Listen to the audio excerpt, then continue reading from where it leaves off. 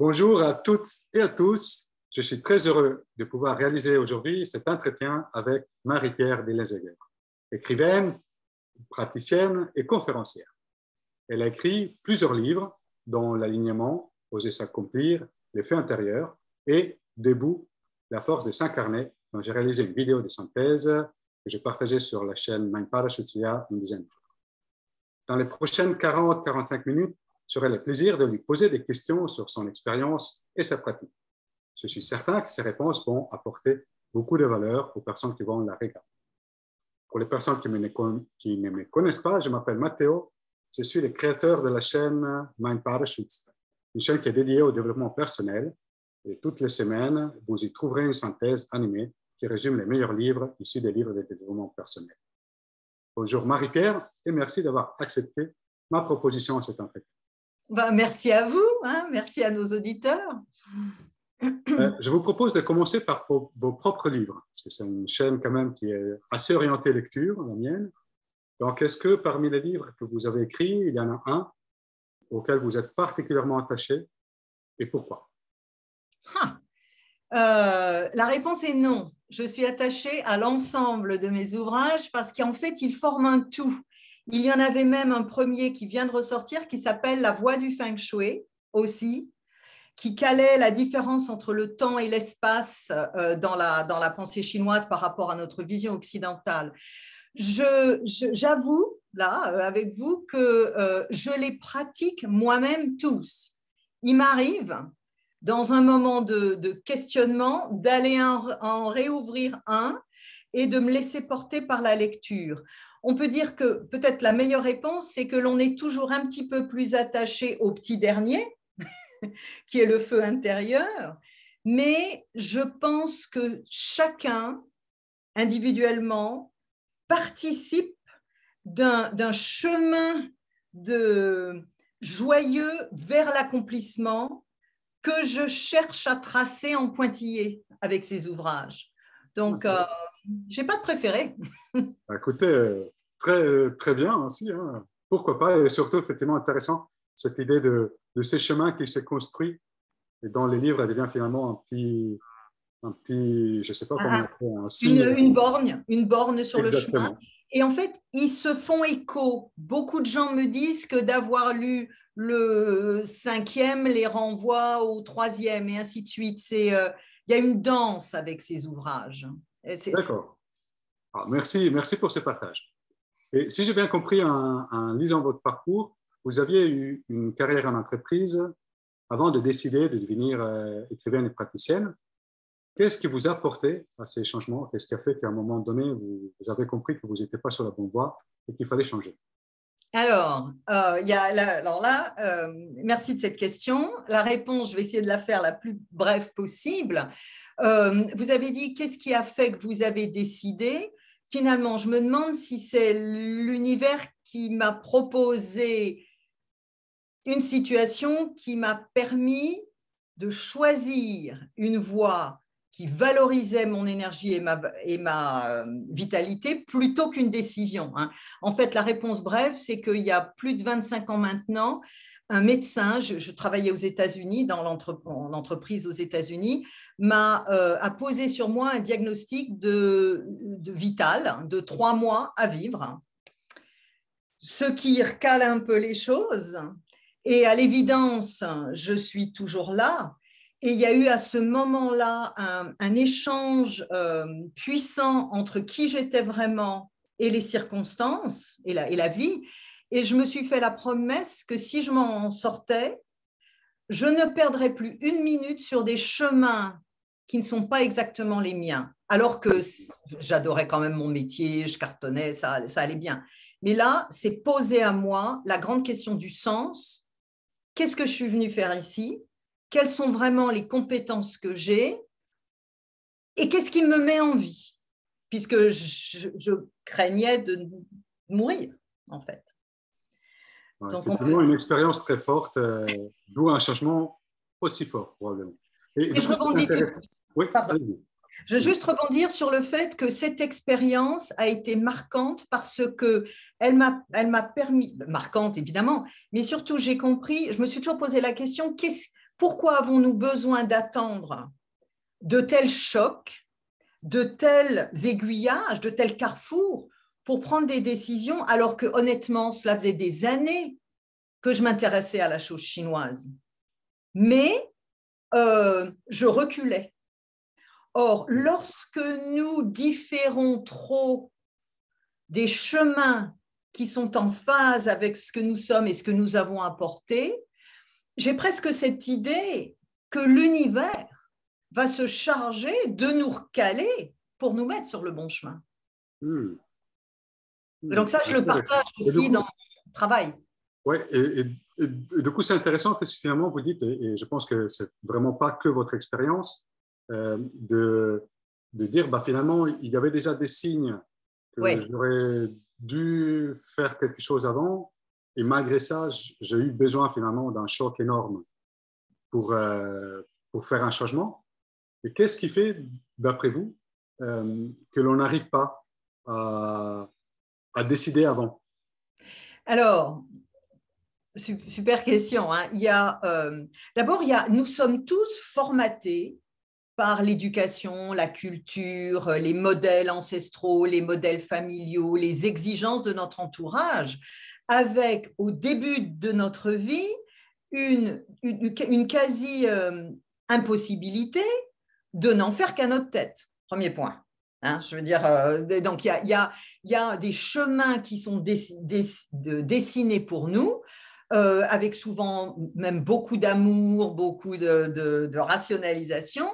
Donc, il va nous falloir du temps pour clarifier le niveau de cohérence. Moi, je parle de cohérence entre l'être que nous sommes, les forces que nous avons et ce que l'environnement nous propose, l'école nous propose, les modèles sociaux et autres. Donc, il y a déjà, on pourrait dire que nous arrivons dans cette vie-ci avec l'enfance et l'adolescence et les jeunes années d'adulte avec un désavantage, puisque nous arrivons en étant soi-disant sans expérience, alors que les adultes, ce sont les autres, ils savent pour nous. Premier point. Hein. Il y a deuxième point, je pense, dans la culture occidentale. Alors là, il y a un point de différence avec la culture chinoise, mais plutôt taoïste dont je me réfère. Il y a une différence fondamentale qui est que notre culture a beaucoup misé sur la volonté, la force, la raison. Hein. Nous sommes des enfants de Descartes. Je pense, donc je suis, ça se passe dans la tête. Hein. Et donc, nous sommes habitués à avancer en tirant parfois sur la corde parce qu'il faut assurer, parce qu'on en est capable, ou il y a une expression que je chahute beaucoup qui est c'est les plus intelligents qui calent, donc tu avales ta colère et tu continues quand même, tu t'adaptes. Bon. Dans la pensée chinoise énergétique, en tout cas, ou tous les arts qui ont à voir avec l'énergétique, on n'oublie pas le corps. Le corps est presque plus important, ça se discute, hein, que le mental, que la tête, parce que la vie est associée au mouvement. Alors, on peut bouger dans sa tête, mais parfois, ça finit par gamberger dans sa tête. Et puis, le corps, il reste assis et puis on ne bouge pas. Or, dans ces pratiques qui ne sont pas celles que nous avons de naissance, il y a une emphase sur la respiration, sur notre capacité à être en mouvement dans notre vie, à être au service de l'être que nous sommes. Parce qu'un corps qui dort bien, qui bouge, qui digère bien parce qu'il y a un certain nombre de choix vitaux qui sont faits en continu, va être un corps moins propice au ressassement. Donc, en gros, il y a des facteurs culturels, il y a historiques, culturels, notre souci de plaire, notre difficulté à voir le conflit de territoire, le conflit quant à oui, ben vous voulez que je reprenne la pharmacie, mais moi, je n'ai pas envie de reprendre la pharmacie parce que j'ai autre chose à faire, par exemple. Nous avons une lecture du conflit comme étant forcément conflictuel défavorable, ce qui nous amène à nous ajuster en différant finalement le moment où ça va casser, mais nous ne sommes pas nés d'une culture qui valorise l'économie de force et la cohérence entre ce qu'est la personne et ce qu'elle fait. Puis dernière chose, moi dans mes consultations depuis toutes ces années, je suis admirative, je taquine là, hein, de notre tolérance à la souffrance quotidienne. Je veux dire, que ce soit en couple, que ce soit en travail, on sait qu'on n'est pas bien, on sait qu'il va falloir changer quelque chose. Et nous avons cette résilience admirable et ce courage de tenir quand même. Ouais. Alors, dans une culture qui ne valorise pas l'énergie vitale, c'est OK. Ouais. Sauf que, n'empêche, les personnes ne sont pas forcément mieux dans leur peau avec cette approche. C'est-à-dire qu'il y a un moment donné où cette approche, qui finalement n'est pas pire ou meilleure, elle nécessite un complément, elle nécessite des ajustements. Il y a un moment donné où cette approche crée, vous aussi, vous pratiquez le monde de l'entreprise, enfin bon, c'est une approche qui a mené à une épidémie de burn-out, ou de mal de dos, ou d'années passées à rêver à quelque chose que l'on croit impossible. Alors, je suis obligée de dire quelque chose. Il y a un chat dans cette pièce qui veut absolument nous quitter. Je vais ouvrir la porte. Je suis désolée, ça prend 1 minute parce que ça me fait mal au cœur de le voir comme ça. Je reviens, je suis là. Et voilà. Ça n'arrive pas souvent parce que mes chats n'ont pas à être présents dans les consultations ou les interviews, mais là, j'ai fait une exception. Il n'y a aucun problème. Je suis content qu'il ait pu trouver sa liberté de mouvement.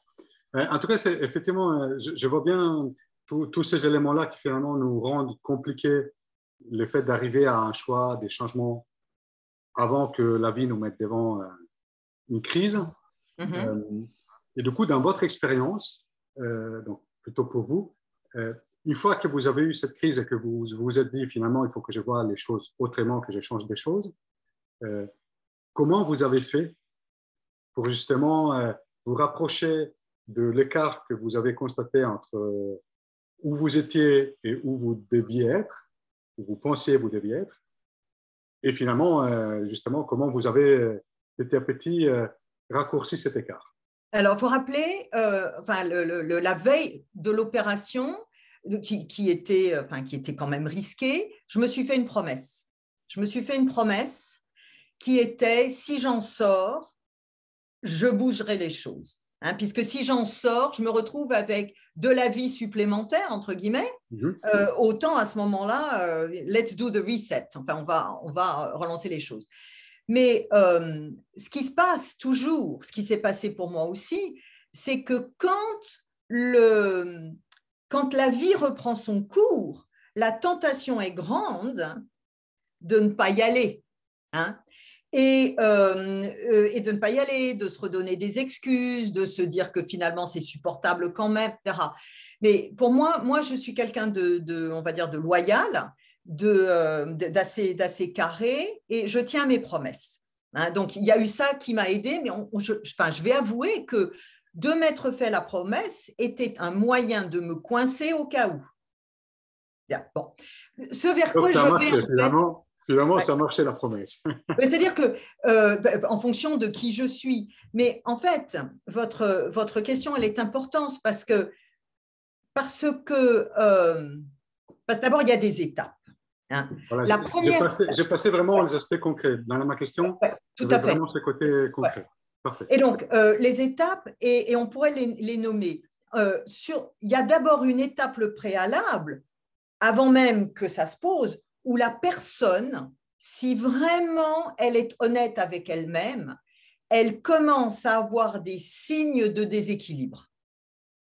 Ça peut être un début de fatigue, ça peut être tous les dimanches soirs, on a mal au dos, alors que le vendredi soir, avant le week-end, on n'a pas mal au dos. Enfin bon, y a la vie nous envoie des signes bien avant qui sont des signes qui commencent à tester d'aiguillage possible. Notre raison nous dit non, ce n'est pas possible. Bon. Donc, ensuite, il y a une étape qui est importante qui est d'accepter. Le mot accepter pour moi est important et d'ailleurs dans Debout, hein, je considère quand même que vous l'avez appelé défense, moi j'appelle ça une parade, hein, mais comme en arts martiaux, d'arriver à un moment donné, nous passons par la case où on accepte non pas, je dirais, l'échec de ce qu'on a vécu jusque-là, mais plutôt l'intérêt de ne plus durer dans le même état que jusqu'ici. C'est-à-dire que la prise de conscience de ce qu'il va falloir bouger. Et sans passer par l'acceptation du bas qui blesse, sans passer par cette phase, la suite ne peut pas se déployer. Hein. Donc la question à nos auditeurs, c'est qu'avons-nous à accepter si nous sommes clairs avec nous-mêmes, qui n'est pas votre incompétence, qui n'est pas votre vulnérabilité, qui est simplement le fait que si vous investissez dans vos forces de vie, acceptez que vous n'êtes pas sur le bon chemin. Premier point. Ensuite, contrairement à ce qu'on peut s'imaginer, pour moi, ça a été jour après jour de poser à la fois des actes qui ferment les portes du chemin où j'étais, de refuser une promotion après mon retour en forme, de dire non, hein, et puis chaque jour de poser quelques jalons qui me rapprochent de ce que je cherchais à faire. Et en fait, pour pouvoir passer ces caps, nous avons à investir au quotidien dans nos forces de vie. Parce que ce qui va se passer, c'est qu'on va rencontrer du conflit, on va rencontrer des doutes, on va rencontrer des peurs, on va regarder son compte en banque, on va se dire je ne vais pas tenir, j'aurai plus jamais le même niveau de… Bref, mais ça, c'est un message qui est important. Quand nos choix avérés, pas simplement dans la tête, sont en phase avec les forces et les désirs profonds que nous portons, alors ça va paraître magique, mais ça ne l'est pas, ce que moi j'appelle l'univers, la vie va se charger de nous apporter des coups de main, des coïncidences, des conseils, des avis, qui finissent par donner un mouvement plus régulier qui participe au déploiement de ce qui, au départ, peut-être il y a encore un mois, pouvait paraître comme une folie furieuse, que la famille ne comprend pas, que les amis ne comprennent pas, etc. Donc, c'est surtout d'éviter une projection sur le très long terme qui, si elle est issue de ce qu'on a vécu avant, on projette en Occident de manière linéaire. Donc, on va projeter le dérapage ou quelque chose qui serait même qui serait pas réaliste. Ouais. Donc, c'est de se centrer sur, jour après jour, ce qui alimente nos forces et l'idée qu'on va chercher à développer. Hein? J'aime beaucoup et je partage cette idée, finalement, même dans les moments où le changement est indispensable, je trouve qu'il y a toujours un risque de partir par l'approche un peu drastique qui est de tout mettre de côté ce qu'on a pu vivre jusqu'à ce moment-là. Bien sûr. Pour aller vers une vie idéale que d'ailleurs on ne connaît pas encore, donc on ne sait même pas. Ouais, on n'a pas les clés là, pas encore. Hein. Exactement. Et du coup, je trouve intéressant cette approche de dire, je privilégie le fait d'alimenter jour après jour un chemin qui va m'orienter vers cette direction. Vers ce phare dont j'ai l'image. Alors, il y a autre chose aussi de très pragmatique, c'est dans ces moments-là qui sont des mouvements de sortie de chrysalide ou comment on appelle ça, les métamorphoses, hein, comme les animaux qui doivent changer de carapace. Donc, ce sont des moments où on n'est plus abrité derrière ce qu'on était. Donc, on est vulnérable, on est un peu nu, quoi, hein, et on n'est pas encore calé sur ce que nous sommes dans cette nouvelle forme.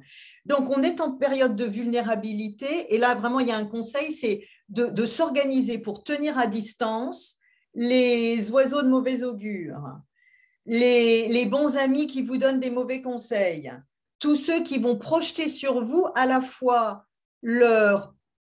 je vais être un peu pas sympa là, mais leur étonnement / jalousie de ce que vous osez, et puis de manière beaucoup plus juste et puis aimante quand même, leur propre peur. Parce qu'à partir du moment où quelqu'un… moi, j'ai toujours eu il y a un exemple clé dans toutes les personnes que j'ai accompagnées de cet homme qui travaillait pour… Médecins sans frontières, enfin bon, et qui, médecin, etc., et dont le rêve était de faire des violons. Okay, donc, ça n'avait aucun sens, absolument aucun sens. Il est clair que il y est arrivé, hein, mais il est clair que s'il s'était borné à être accompagné par son épouse, sa famille, ses collègues, tout l'écosystème qui dépendait de lui pour fonctionner d'une certaine manière, hein, il aurait… Est-ce que je sais encore parler français? Il aurait eu beaucoup plus de mal à se défaire. Donc, il est OK d'annoncer à votre entourage que vous n'avez pas encore la réponse à leurs questions quant à qu'est-ce que vous allez faire, comment vous allez le faire, quand vous l'aurez fait, et que pour le moment, vous avez besoin d'un temps de retrait et que leurs bons conseils, vous les appréciez, mais pas à ce moment ou en tout cas, oui. Hein, parce que c'est un bon conseil, ça. Merci pour les bons conseils. Et du coup, effectivement, je vois bien un peu à la fois votre expérience que vous conseillez de faire pour essayer d'anticiper les changements sans souffrir forcément autant que parfois on arrive à faire. Être peut-être moins résilient, mais de commencer à changer les choses avant, et aussi voilà, de comment faire en pratique. Du coup, j'avais une question plus pour vous, par rapport à votre expérience. Donc, j'ai compris que vous connaissiez déjà, vous étiez déjà familière avec la culture chinoise au moment de ce changement. Mais qu'est-ce qui a fait que c'était pour vous vers là que vous aviez envie d'aller ou que vous avez décidé d'orienter la suite de votre vie? Alors, il y a plusieurs points. Donc, après, je veux dire, après coup, quand on discute avec des personnes qui ont fait cette transition et qu'on leur demande de revenir sur les petits cailloux qu'il y avait déjà sur leur chemin, on se rend compte que c'était pas un gros… Enfin, le gros rocher a permis à quelque chose qui était déjà là de prendre en masse. Donc, moi, j'ai été soignée par acupuncture toute petite. Et c'est un souvenir merveilleux parce que ça m'a permis d'échapper à des piqûres de pénicilline qui étaient très douloureuses. Mais surtout, il y avait un côté magique parce que le gars ne disait rien, il avait ses petites aiguilles, il n'y avait pas de médicaments, on y allait régulièrement. Et puis un jour, il nous a dit, bon, ben, c'est fini, ça va, etc. Puis effectivement, le problème était réglé. Donc j'ai été introduit comme ça. Le Yiking, qui est un livre de divination chinoise, j'ai toujours mon exemplaire avec moi. J'ai découvert ça quand j'avais 17 ans.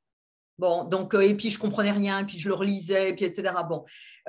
Mais ce qui aussi a été pour moi, c'est que pour une raison que je ne peux peut-être pas expliquer, parce qu'elle est comme ça, je suis fondamentalement quelqu'un au service de la joie, de la vie, d'être… je trouve que je ne veux surtout pas minimiser les difficultés que nous rencontrons chacun, mais je pense que la vie vaut la peine d'être vécue. Okay. Et ce n'est que dans la culture chinoise, d'abord par mes lectures, mais aussi l'acupuncture, etc., que j'ai trouvé, associé à la connaissance, associé au concept, une espèce d'art, hein, de créer du flux et de la joie. Parce que au lieu que les pratiques soient au service de concepts ou d'une hiérarchie sociale ou de la morale, on a un faisceau de pratiques qui cherche à renforcer les forces de vie chez la personne. D'accord.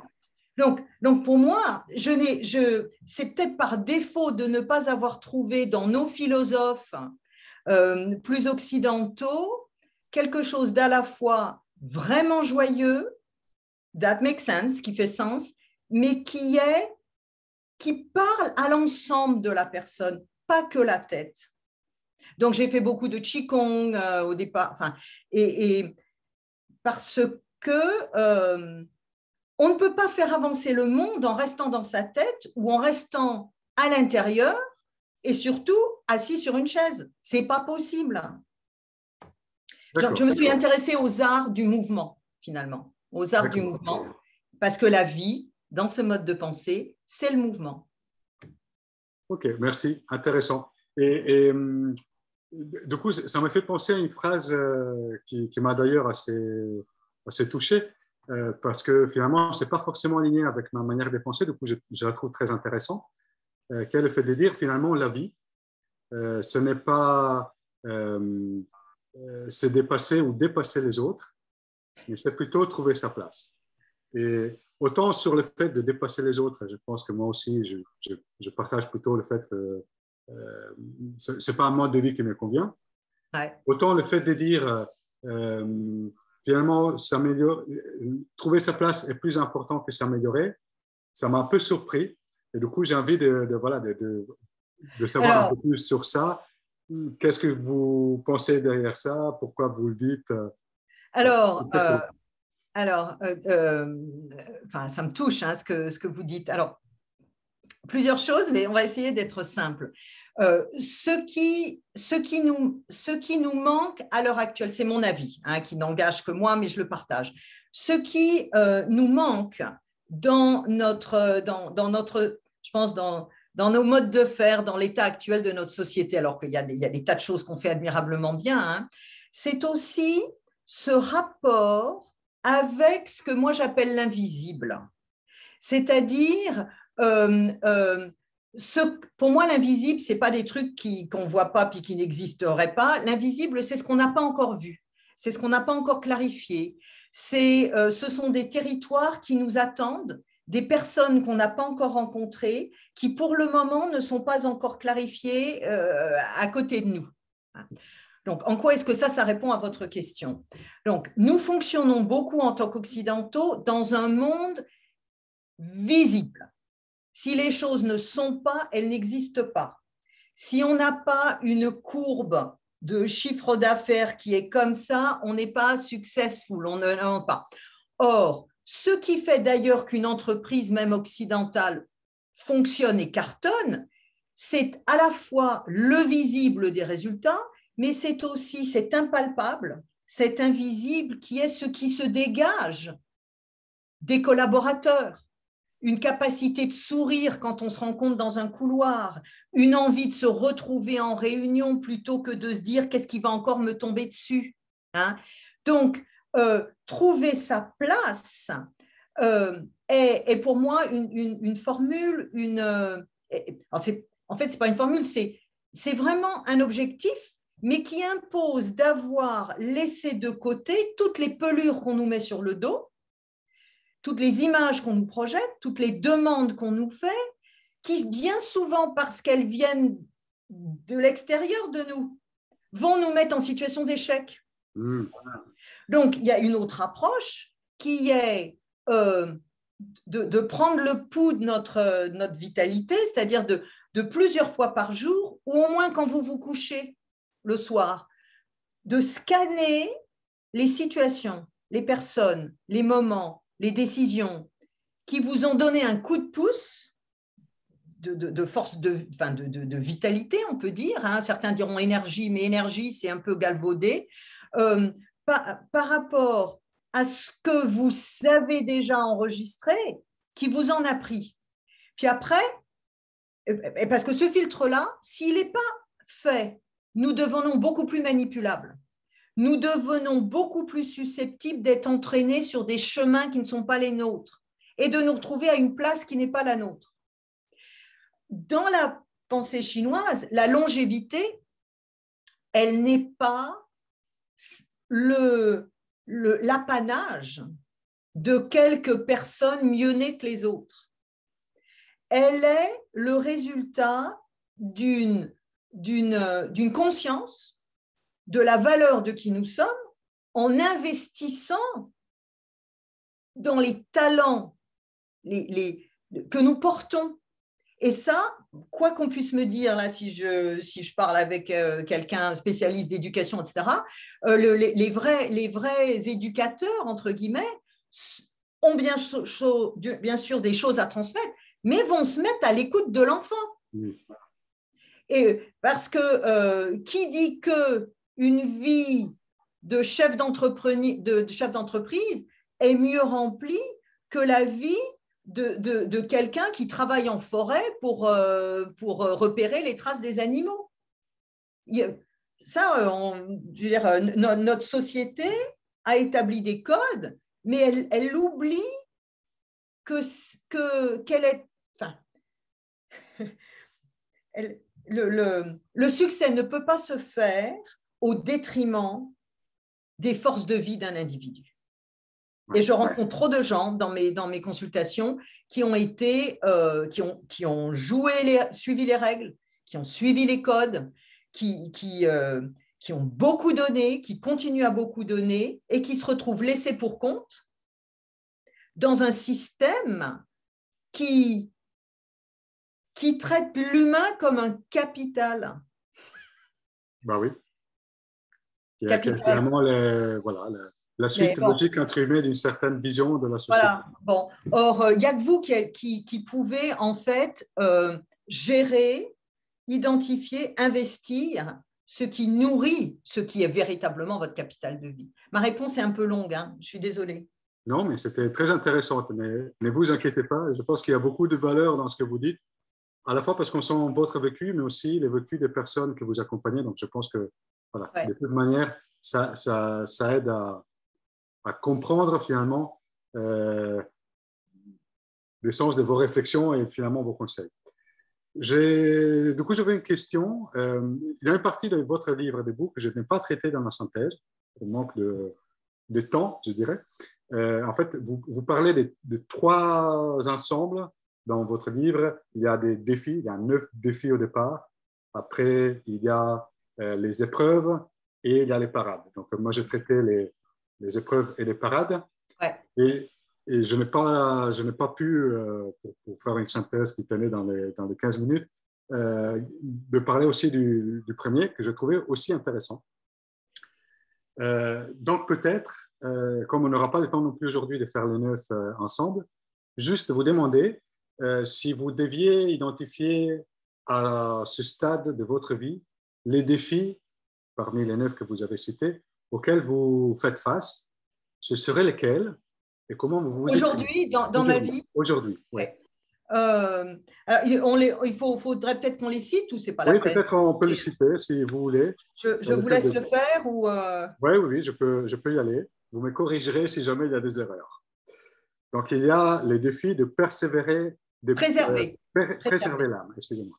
Préserver l'âme, que vous avez avec un verbe indiqué comme s'incarner. De préserver le cœur, qui est aimer. De préserver les mots, parler. De préserver les ténèbres, voir. De préserver les silences, entendre. De préserver la mémoire, patienter. De préserver l'intuition, se protéger. Préserver l'instinct, qui est oser. Et préserver les sens, qui est vivre. OK. Et on voit que on peut dire que les mots qui sont mis dans chaque thème de chapitre sont aussi là pour provoquer. Hein? Donc, quel est celui qui me plaît le plus ou quel est celui qui m'enquiquine le plus? Quelle est votre Vous question? prenez la question que vous voulez, après je vous poserai l'autre. Alors, moi, je dirais que mes ouvrages sont construits d'une certaine manière. On peut à la fois y rentrer par n'importe quel bout, mais il y a aussi un chemin qui est inscrit comme un chemin de pèlerinage où, en fait, où chaque fois on construit. Hein. Et donc, je répondrai à cette question précise en prenant le dernier, où je parle enfin, au début, je parle de l'âme, mais je parle finalement de préserver le sens. Je veux dire, s'il y a, je dirais, une énergie qui est la plus utile pour alimenter les forces de vie, c'est vraiment d'arriver à donner du sens à ce que nous faisons, mais pas simplement mentalement, etc. C'est réussir, par exemple, dans l'adversité ou dans un deuil, à donner du sens à la perte de quelqu'un qui est en fait normalement insensé. Hein? Et là, ce n'est pas moi qui le dis, mais je crois que c'est Jung qui disait que toute souffrance, une souffrance à laquelle on ne donne pas de sens est la souffrance qui peut tuer, en fait. Enfin, il l'a dit autrement, moi je paraphrase très mal. Donc, je pense que toutes ces techniques qui sont au service de notre être, elles visent à ce que nous, je prends mes mains comme une corde, à ce que nous saisissions les fibres de notre être qui sont au service de notre pleine incarnation, si on peut dire ça, de notre pleine, qui nous permettent de prendre notre pleine place. Et je vois trop de personnes, et j'ai pu traverser des phases de ma vie où le sens s'éloignait, qui tombent malades parce qu'il n'y a plus de sens. Or, ces forces-là, aussi grandioses que ça puisse paraître, elles sont jamais loin de nous. Elles sont jamais loin de nous. Un petit peu d'attention à la question de mais qu'est-ce qui redonnerait du sens à ma vie fait accourir tout de suite comme un chien qui a été congédié, puis tout d'un coup on l'appelle, il revient, nous reconnecte très vite. Je pense qu'on a plus besoin de sens que de calories dans cette vie-ci. Et là, ce que je viens de dire, c'est binaire et c'est nullissime, parce que forcément, c'est l'un et l'autre. Mais arrêtons de surinvestir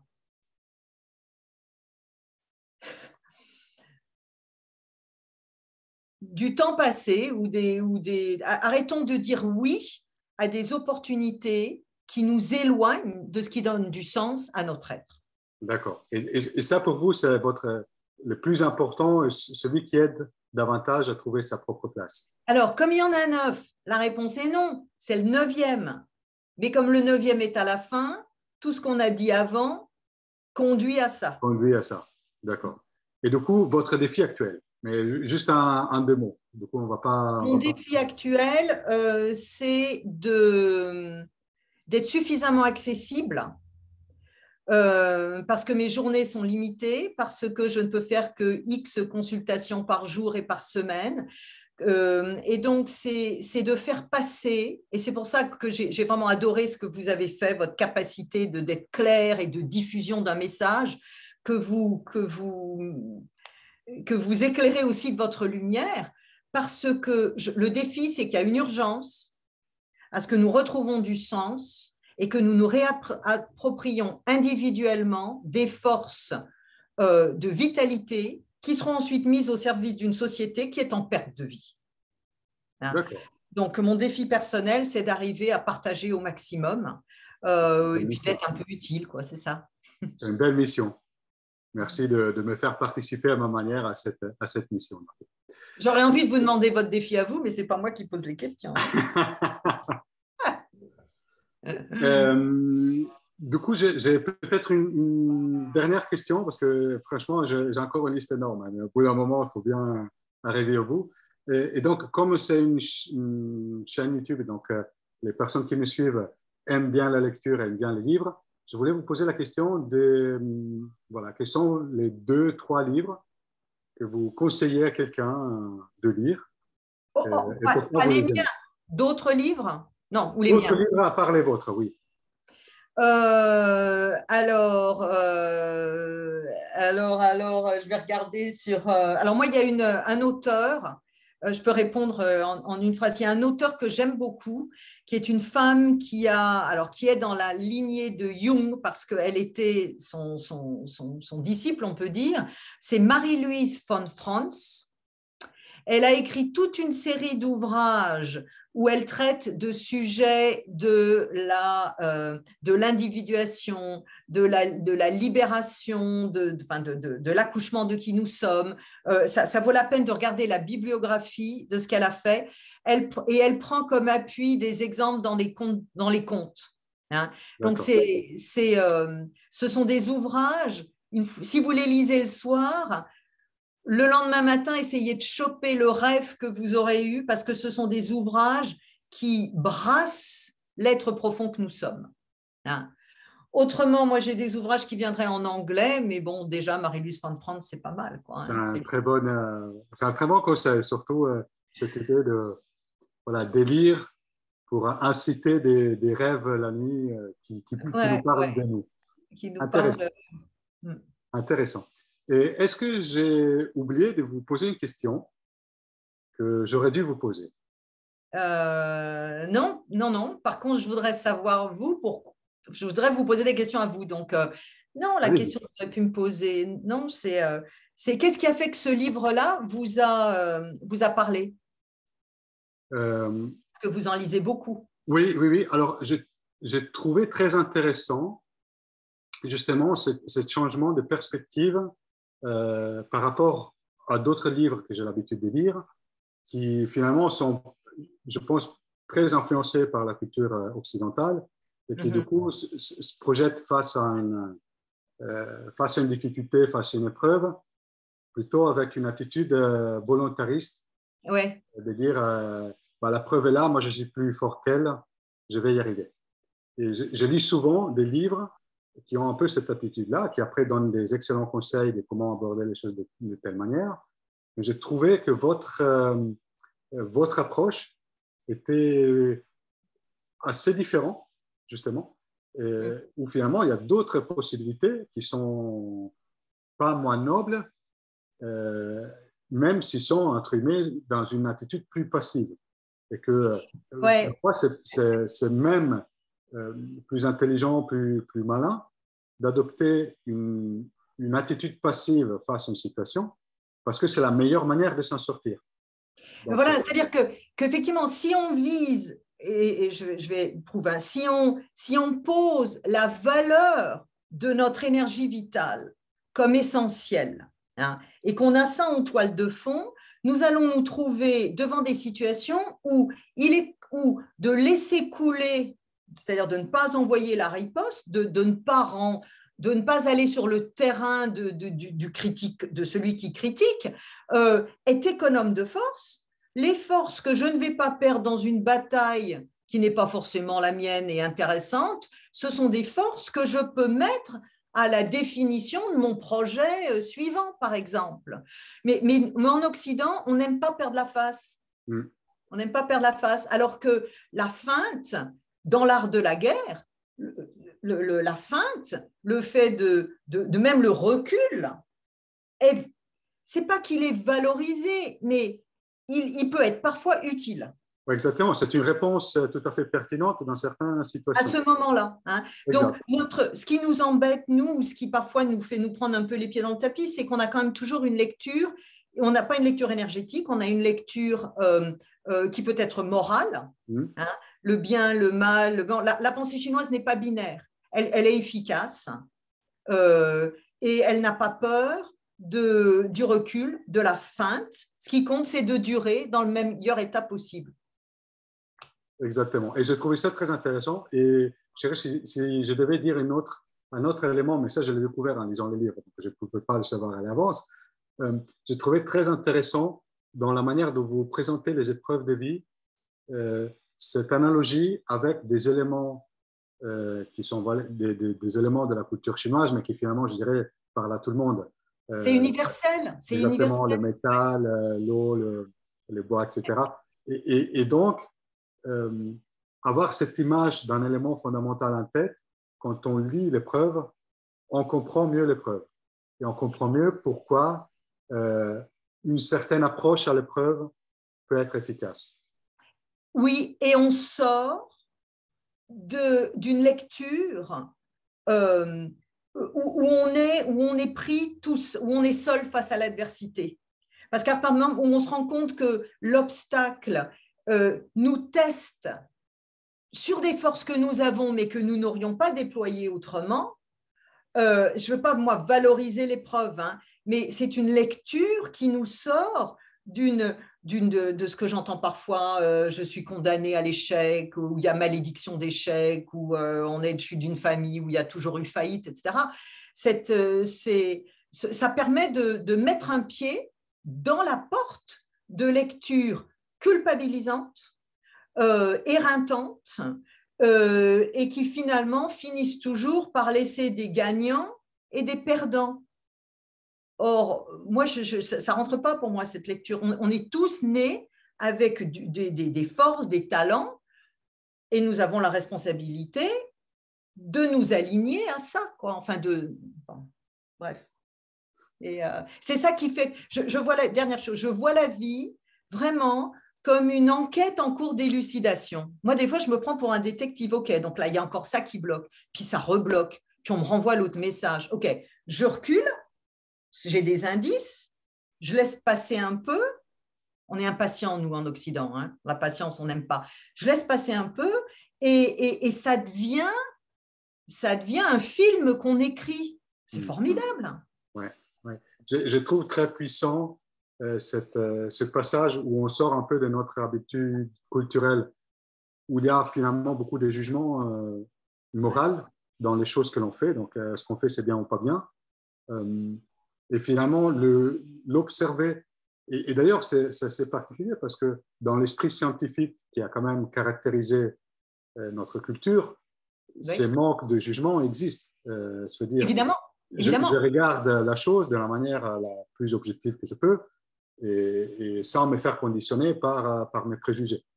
Et malgré ça, et malgré avoir cette culture scientifique très forte, voilà, on a vraiment du mal à nous éloigner finalement dans nos expériences de vie de cette présence très forte finalement d'un jugement. Oui. Je trouvais ça très intéressant de votre bouquin.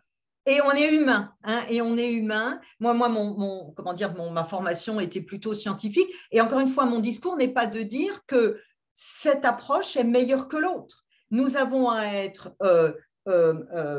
réactifs, vigilants, parfois très cerveau gauche, mais par moments aussi cerveau droit. Donc, je vous remercie énormément pour le temps que vous avez dédié à cet entretien.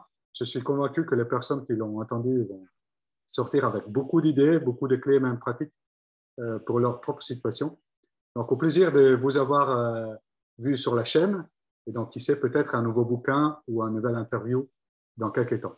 En tout cas, avec plaisir. Merci beaucoup. Et puis, le mot de la fin pour moi, c'est merci. Merci à vous tous.